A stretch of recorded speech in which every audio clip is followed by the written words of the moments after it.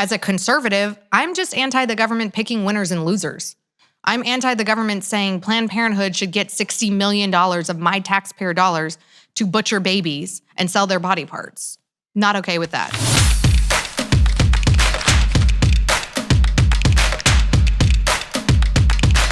The Trump administration has proposed, cutting funding to Planned Parenthood.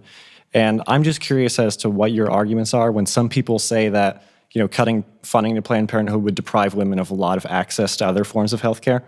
Like I said, there's over 2,700 crisis pregnancy centers and real health clinics all across this country that outnumber Planned Parenthood clinics, I think 4-1. I'd want to re-research that. And as a conservative, I'm just anti the government picking winners and losers.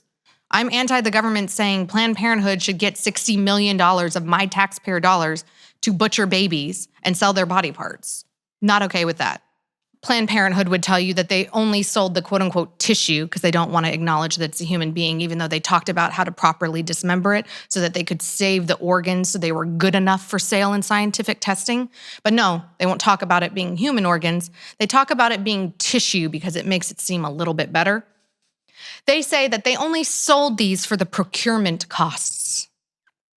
In California, where I reside, we saw recently, I think it was 2016, a miraculous decision of the appellate court who ordered that a pre-existing law saying that crisis pregnancy centers, more than 200 of them in the state, more crisis pregnancy centers in the state of California, by the way, than health clinics that provide abortions.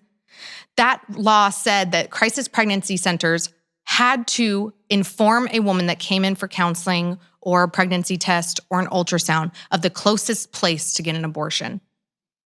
Thank God that was overturned, because they were forced to do this.